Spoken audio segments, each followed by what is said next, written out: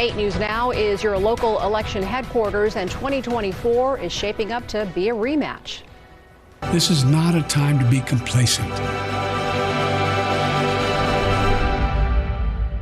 That's why I'm running for re-election. It's official. President Joe Biden announcing he is now running for a second term. While the president had said he did intend to run, there was some doubts due to his age. He'll be 82 if he wins in 2024 and takes office. Now, if the election were held today, polls show his challenger would be former President Donald Trump. There's more than a year and a half between Election Day 2024, but the race is already well underway. If you've been watching television, you might actually think the election was much sooner. 8 News Now investigator reporter David Charnes explains. We're a year and a half away from November 2024, but you may have received this mailer in your mailbox. It's compelling Governor Ron DeSantis to run for president. If you haven't gotten it in the mail, you're going to see something similar on TV. Catherine Cortez Masto has always served with integrity. They're part of any political season.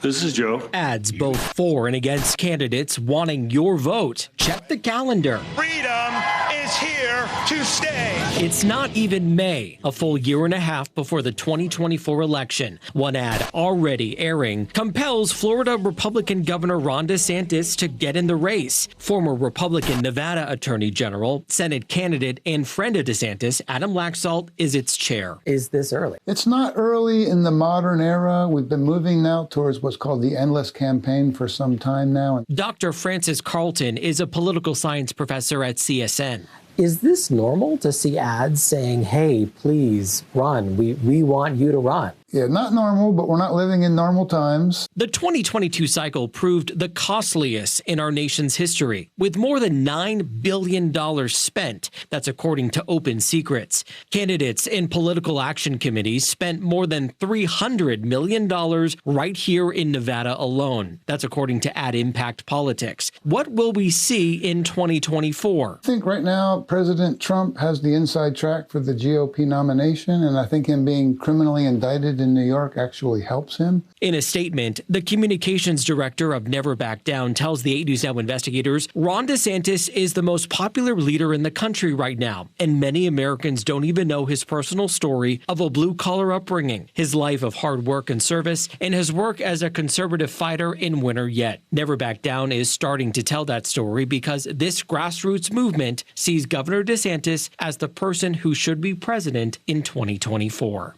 Polls right now show former President Trump in the lead for the Republican nomination, but it is very early. The primary is in February of next year, the general election that November. So a year from this November, a long ways away. Whoever wins that primary likely facing off against President Biden. I'm David Charnes, 8 News Now.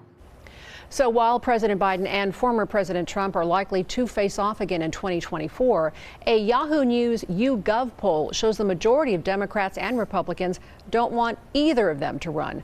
Both are expected, though, to start airing ads in the coming weeks.